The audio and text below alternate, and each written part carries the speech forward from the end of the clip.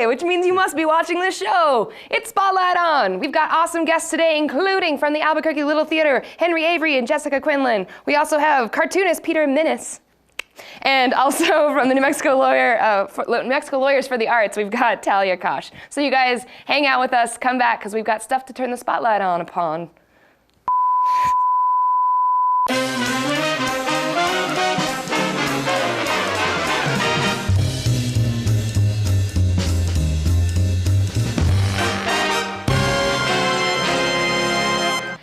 Everybody, and welcome to Spotlight On. I am one of the hosts of Spotlight On, Sarah Kennedy.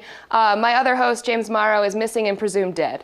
But we've got a great show. So thank you guys so much for being here. Thank you guys, you. Please welcome from Albuquerque Little Theater, Henry Avery and Jessica Quinlan. Thank you. Thank you for having us. It's a pleasure to be here. Yes. It's awesome. Did you guys find your way down here okay? Yeah. We did. It was interesting. Awesome. Yeah, don't get down here very often. But So hey, let's just go ahead and jump into something a super easy question. Why don't you just talk a little bit about Albuquerque Little Theater? Well, Albuquerque Little Theater is in its 84th season. Yeah, it was started in 1930, and it's been continuously producing ever since. It's one of the oldest in the country, so we're very proud to have that right here in Albuquerque. The building was a John Gaumeme design. It was the first WPA building built in New Mexico. 500 seats, so it's quite a facility. And yet I talk to people all the time that say, oh, we didn't know that was in Albuquerque. And it's a treasure. It's something that we all should be very, very proud of in Albuquerque. Yeah, absolutely. And just to clarify something really fast, that is not Henry. This is Henry. It popped up there for a second. But I assume people would assume, but I just want to make sure that it's okay. I get that a lot. Yeah. They get us mixed up. I mean, I don't know. The coloring, the hair, I don't know. Yeah, that's great. So, Henry, what interests you in producing theater and being part of everything? Well, I've been in theater for over 50 years, so it's been a long road, but that's all I've really ever done in my life. We were talking earlier, I started out in architecture in college, but that didn't last long. But I've been doing theater professionally in New York, in other places. Came out here as a retiree about 6 years ago. The young lady that's going to be on later was talking about having moved here after Katrina. I moved here from Louisiana after Katrina, and ended up getting back involved in theater and love it. It seemed to be the right place at the right time, and we've had quite a nice experience working with all the folks here in Albuquerque. That's amazing. And Jessica, same question. What interests you in getting involved in? Well, I mean, I've been doing theater for 10 years now. I saw a show on Broadway, and it changed my life, and I decided I want to become an actor, and I've been doing it ever since, at least 5 shows a year since I was like 13. So I just love it. I love performing. I love bringing joy to people and becoming something else and meeting new people and all of that. And then as I grew up, I became more involved in the other side of theater and helping to produce and market shows, and I just love everything about it, and so I just can't stop. And that's my whole life. Yeah. Awesome. We're really excited that we just added Jessica to the staff at the theater. So she is not only performing on stage, but she is a tremendous help backstage and in the office as well. So, yay! That's awesome. That's so cool. So let's talk a little bit about some of the productions you guys have done. I know you brought some pictures with you, so we'll get a chance to see some of those and throw those up there too. Awesome. Well, we just closed Young Frankenstein, which was a huge hit for us. I think that's some of the pictures that we have up there. There's one on the screen right now with Jessica in the middle playing the part of Inga, the sexy lab assistant. Fantastic hit for us. It had one of the most talented and diverse casts. We really had a good time. There's a big shot of the entire company, I guess. But what was interesting about this show, with 25 people on stage, there were almost that many, I think there were 22 backstage that took to move that huge show, because it's a lot of scenery, full orchestra, huge production. Yeah, our stage manager figured out that with everybody, box office, orchestra, everyone involved, it took 61 people a night just to put on this production. It was amazing. Yeah. It's just so, it's incredible. And what's exciting is that the majority of the people are volunteers. There is a very small professional staff at the theater. Everybody else, from the front of the house to the performers to the people that work backstage, everybody's a volunteer. And it's a great opportunity for people to take advantage of what we have here in Albuquerque and be a part of the theater. Our arms are open. Come. We love having new people. There were, I don't know, do you have a percentage of the people. I think at least a third, if not closer to a half of the people that were in Young Frankenstein were making their debut with a Albuquerque Little Theater. So always happy to have new people, new talent. That's amazing. Yes. So what's coming up for you guys production-wise? What are you? Well, for the holidays, we have Miracle on 34th Street. Yay. Our Christmas show. We usually do a big Christmas show, which runs all the way through Christmas Eve. A couple of years ago, when we did White Christmas, we decided to add the performance on Christmas Eve. Sold out immediately, and it is one of the most popular shows. So we do a 1 o'clock on Christmas Eve, it's such a tradition in Albuquerque to go to the theater, for the holiday show. And this one is going to just be great. It's got 15. That's rehearsal too, right? That's a rehearsal of that. Rehearsal shots. I can't really see through the other camera, but Mr. Macy's in there, and I see Dr. Pierce, but I don't know who all is in that shot. Fred and the but courtroom. we've got 15 kids in this because one of the missions statements for Albuquerque Little Theater is to encourage education and get the audiences of tomorrow and the performers of tomorrow and the volunteers of tomorrow to get them started young. So we have a lot of educational programming at the theater. But this show I saw, and I'm directing this one as well. I did Young Frankenstein, and I don't normally do 2 shows back to back, but I'm doing it this time. But I have 15 young people from the age of 6.5 to 15 in Miracle on 34th Street. So it's a great opportunity for the young performers to get to work with adults and be treated like adults and have to live up to the same standards, as working in professional theater with the grown-ups. So real fast, just how can people find out more information about Albuquerque Little Theater online? Go to our website, albuquerquelittletheater.org. You'll find it all there. We're on Facebook, we're on Twitter, all of the above. You can call our box office. Amazing. Yes. All right, well, thank you guys so much for being with us today. Thank you. Stay with us to the break. We got so much more Spotlight on.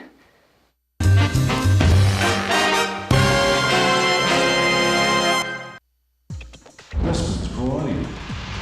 Lessman's Rentals offers backline, DJ lighting, video cameras, projectors, PA systems, concert sound systems. Rent our PA systems, all are iPod compatible, as low as $50. My father taught me a lot about life, without ever saying a word. When I was a little girl, my friends were all just like me. His never were. Hello, hello. Didn't you bring them, George? I thought you were No, no, I brought them last time. Huh? You're all right. I forgot. All right, so we'll be with... I used to wonder, why would a Jew, a Christian, and a Muslim ever get together? It was him. And then I finally got it. They had a lot more in common than donuts.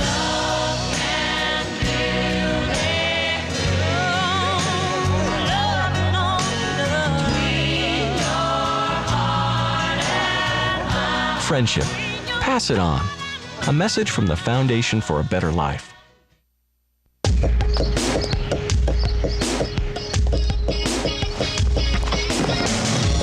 Everybody needs a helping hand. Take a look at your fellow man and tell me what can I do today. Hey, let me get that for you. Helping out. If that ain't what it's all about, tell me what can I do today? Thank you, young man. No problem. Courtesy. Pass it on. Don't worry about me. I got it.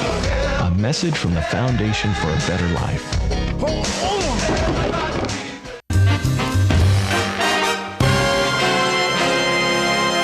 Welcome back to Spotlight On. You are still watching, which is fantastic. Thank you very much. Those commercials are pretty rockin'. I'm a huge Judds fan, so I like that the playing the one. The Judds. Well, Jet's a good band too, and the Joan Jett. But hey guys, we're here with our second guest. Please welcome Peter Minnis. He's a cartoonist. Yay! Thank you so much. Thank you so much for being here. It's a pleasure to be here. Thank you for wearing a hat too. We usually wear hats. I know. I was thinking about, my wife told me not to wear the hat. She said a shadow. I don't know. No. We respect the hat around here. So thank you so much. My son wanted me to wear a whole green bodysuit because he wanted to see my head float. That's maybe in the next season, that's what we'll be doing. So let's go ahead and get started asking you about what you do. So for the audience, why don't you tell them a little bit about what you do? So right now, I'm a cartoonist, but I have, there's 3 kind of aspects of cartooning that I do, like divisions. So one of the things I do is I'm a caricature artist, and I do like studio caricature, like digital caricature, but I also do parties and do corporate events where, you know, somebody will hire me and I'll draw everybody at the party, right? So that's in caricature. I'm also like a storyteller, you know, comics. I have a comic strip. I'm working on a couple of comic strips right now and a graphic novel. And the third aspect is I do like commercial illustration, like humorous illustration. And part of that is also like editorial cartooning, which I do. I used to, 10 years ago, there's an editorial cartoon. That was the main focus for a long time, but now I just do that once a week. I didn't want to eliminate that completely because it's fun. And by the way, I used to do it for the paper, for the Alibi and papers in New Mexico when I first got here. All these are from Hull, Massachusetts. It's the town I grew up in, and the local papers where I started, and I've been doing a cartoon there every week for 22 years. Wow, that's amazing. Without missing a deadline. Mm-hmm. Yeah. So out of all that stuff, would you say that editorial cartoons are your favorite thing? To do? Or, yeah. No, what I've discovered about doing cartoons is I love the ability to connect with people and to be able to make observations. I don't know, like as a comedian, you know, like noticing certain things, making observations, but connecting people to people or ideas to people. I love to, like right now, I'm taking all these aspects and I'm working with a storyteller right now. And what we're doing is, we're actually performing coming up at some libraries. It's called The Tunist and the Teller. And what I love about it is being able to storytell with drawings, but when he talks and tells his story, I storyboard while he's talking. So at the end is like a big, I'm drawing a big piece of paper, and I like make a mind map of his story, of his of how he became a storyteller. So it's pretty. I love that aspect of it. Yeah, for sure. Man. I remember when I was little, there was a pastor, and he would be like on like a channel kind of like this, and he would do his whole sermon, and while he was doing his sermon, he would draw things. Was that a local show? I don't remember if it was local. I just remember it was just definitely in this like span of the 20s channels, you know, between. Right. I don't know of that, but. But it's so neat to be able to have that kind of like immediate illustration. Exactly. And it looks so fun when you do it because it looks like it's just unfolding. You know, that's why I like caricatures too, drawing live, is because I just have a Sharpie marker and you're just drawing, and then with 3 minutes or so, there's a whole picture there, a whole image. Oh yeah, look at those people. Who's that? See, I told you about the darkness James, of R.I.P. The colors change on the monitors.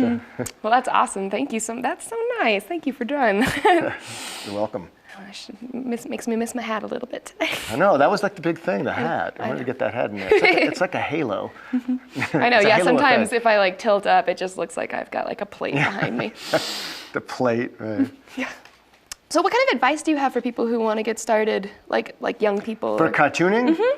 Specifically for cartooning? You know, we live in an amazing time right now, and there used to, if you wanted to do a comic strip, there were certain things that you had to do. Like you had to get your stuff together, send it out to the syndicates, and then wait for your weeks for your your rejection letter to come back. Or if you're lucky, you got a great, we're not gonna syndicate you, but we love your strip, and can you work on this? And those were like the greatest letters to get. But now you can do anything on the internet, and you can get your stuff out there and start. The beautiful thing is you can start immediately building an audience and communicating with them.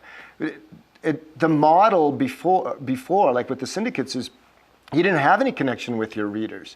You had to sell it to all these people first, and none of them were your readers. Before a reader even saw it, you had to sell it to the sales rep or to the the people who work at the syndicate and the sales reps had to be on board with that because they had to go to the papers and sell it. So you had to sell it to the managing editor, or is that what you call those? The managing editor. You had to sell it, to the comics page editor.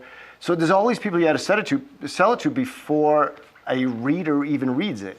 But now you can do that immediately. And people do amazing things on the internet now because they grow. You can see their work develop. I think there's no excuse anymore. I just think if you want to do it and you're passionate about it, then it's going to happen. Absolutely. I think that's kind of the cool thing about art in general right now is that because of the internet and because of access to so many tools that you can have, there's not as many gatekeepers as there used to be. Right.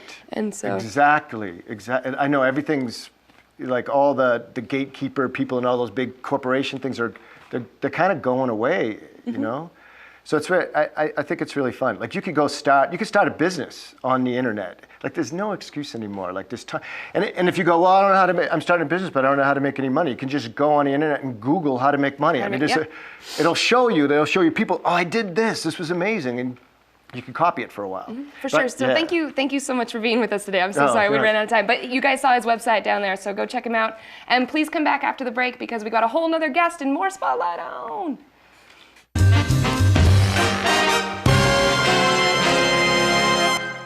Taxi!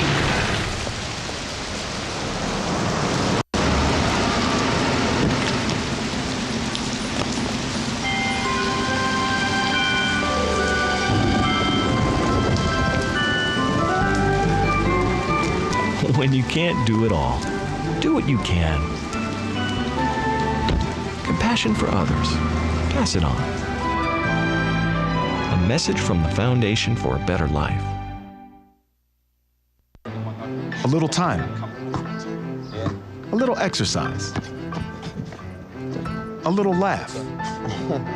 A little help. He might be in danger of not making it to high school this year if he flunks math. And we just can't have that. A little bit of your support can make a big difference for matches like these. Just ask this high school freshman. Start something today at bigbrothersbigsisters.org/startsomething.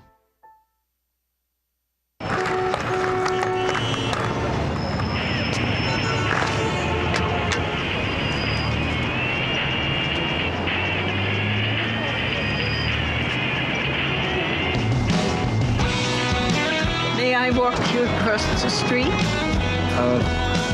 Sure. Why not? Thanks. You're welcome.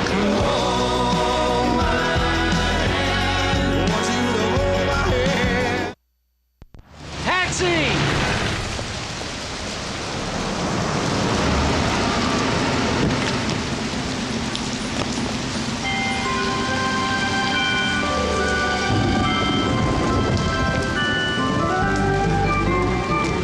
When you can't do it all, do what you can.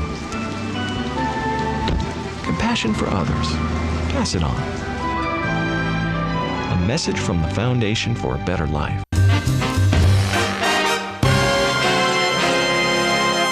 Dang, man, we are on a roll with these commercial breaks. Thank you guys so much for staying with us and welcome back to Spotlight On. We have today's final guest with us. Please welcome Talia Kosh from New Mexico Lawyers for the Arts. Hi, Sarah. Thanks for coming. Thanks for having me. I like your sweater. Thanks. Yeah, it stops people from hugging me. That's good. That's good. I'll take a note of that. No hugs. No hugging. Yeah.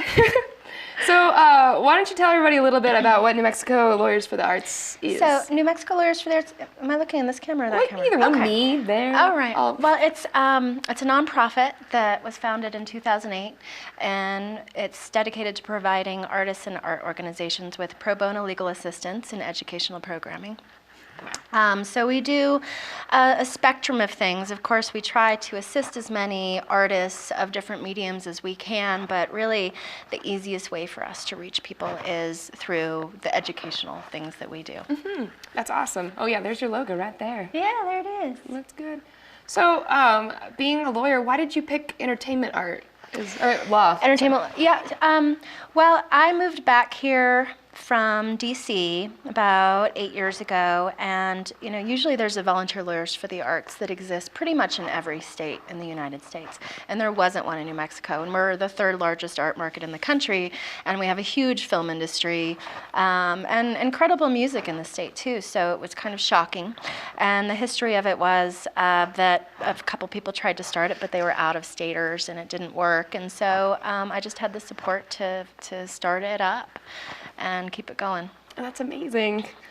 So I know this is a weird question, but why would an entertainer need law services or a lawyer? It's interesting how many questions that we get like that. But really, if we can get to whether it's a filmmaker, whether it's an artist, whether it's anyone at the beginning of whether it's a project or a business, then there's so much more likelihood that it's going to go smoothly. Like with filmmakers, for example, how do they start out? Well, they need to protect themselves. So all of a sudden, we're looking at, do you protect yourself with an LLC? Do you protect yourself with what entity are you trying to surround yourself with? If you're talking about a project, whether it's in visual arts or a musician or filmmaker, immediately you bring in a team and you're collaborating, and then things can go awry, right? Whether it's who owns the idea, who's going to put in the work, how are profits going to be shared, all of a sudden you're entering into agreements that are actual contracts and you don't even know it. That's kind of crazy, because I've been in a couple situations like that where we're collaborating, and then for some reason or another, it comes to an end, and then it's just kind of like, well, what happens now? Does it all go? And usually with friends or people, those can be the worst fallouts that you can have, just because you think you can rely on that trust. But really, if you have some sort of agreement, you can always keep looking to it, becomes objective, and then nobody's feelings get hurt.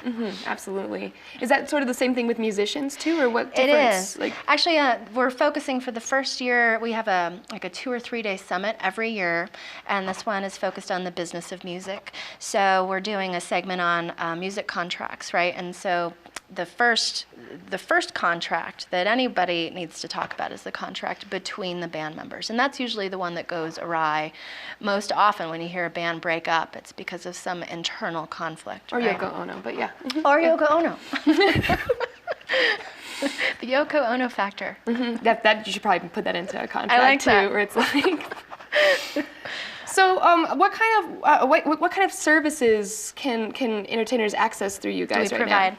For example, this year, usually every year we do 1 or 2 pro bono clinics. So this was our first year that we tried a pro bono clinic just for filmmakers. So filmmakers could sign up for about half the day and come and get half an hour, 45 minutes of free legal advice. And that's the easiest way to access a lot of filmmakers at one time. We did the same thing last year for artists, just a pro bono clinic during lunchtime. They can come in, and so we try to kind of collaborate with other groups doing things so that we can ease of access is necessary for artists. That's amazing. So where can people find out more information about New Mexico? We're on Facebook, and we're always posting sort of relevant news articles, and also New Mexico NMLawyersForTheArts.org. There it is. Just grabbing at it. Yeah. There. Just grab at it. Yeah, Take it with you. Yeah. That's really important, because I definitely can see me needing some of the services that you guys do, because I'm out there. Even if it's just checking in or a contract. Just no hugs. Yeah, right? Well, not in that sweater. Just not today. That's awesome. Well, thank you so much for being here Thank today you. and for doing what you do, because it's super important. You guys, please go check out a little bit more about what Talia does. Talia, gosh. That's okay. Nervous. Whatever you want. But you guys, please stick with us through this break. We've got one more chunk of show for you, and we've got more stuff to turn the spotlight on. So see you in a sec.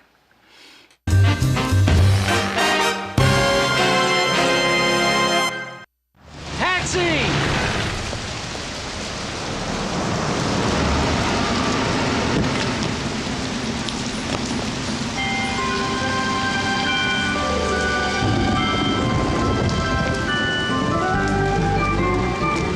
When you can't do it all, do what you can. Compassion for others. Pass it on. A message from the Foundation for a Better Life. A little time. A little exercise. A little laugh. a little help. He might be in danger of not making it to high school this year if he flunks math. And we just can't have that. A little bit of your support can make a big difference for matches like these. Just ask this high school freshman. Start something today at bigbrothersbigsisters.org/startsomething.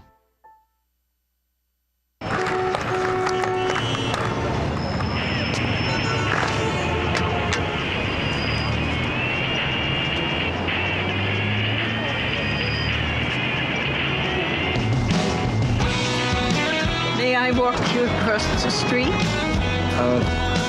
Sure. Why not? Thanks. You're welcome.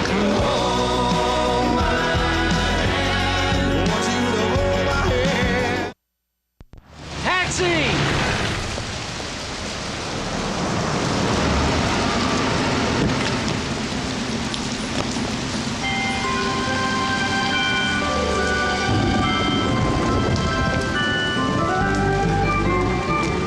When you can't do it all, do what you can.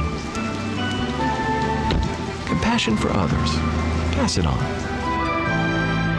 A message from the Foundation for...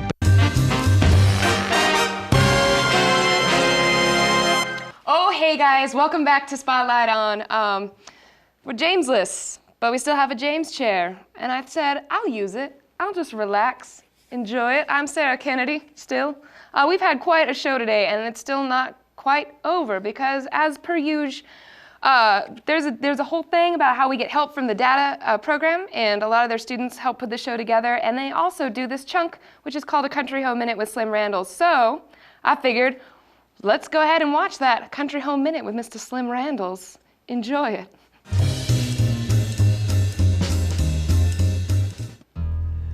Everyone has his own favorite spot on Lewis Creek. Some of us favor the swimming hole below Miller's old place with its rope swing and the kids who frolic there on hot summer days. For others, it's the run below the rocks where the huge lunker trout lives. But for me, there's a little cove downstream from there, shaded by huge cottonwoods and flanked in by car-sized rocks the color of wet cement. There's a blackened part of one overhanging rock where I've built a good many small fires over the decades. But mostly, it's been a private place for me. When my dog died, it was a place to shed private tears and remember the good times the two of us had there. Years later, when my grandson's cancer went into remission, it became a very personal church for giving thanks. Today, it's a part of my very being. The home place, what Spanish speakers would call the querencia. If someday my ashes could come to rest there, I wouldn't complain at all, but just smile at the sound of the creek chuckling by. From the Tolumas Ranch in Corrales, New Mexico, I'm Slim Randles. We'll see you next time. Oh, wasn't that something? Wasn't that just something? Wasn't that just something? I like to look at all the cameras and make sure that they all hear me. What's that? Oh yes, I remember now. You guys, last week I shared with you our email address. Last week I shared with you our email address, and oh my gosh, have the emails just been pouring in. So I would love to just take a couple of those emails right now. Can we get some of those emails up on the... No, there's not any. Okay, so go ahead, definitely, and email us. Talk to us about things like what happened to my hat these past couple weeks, what happened to James these past couple weeks, because seriously, if you've seen him, tell him we miss him.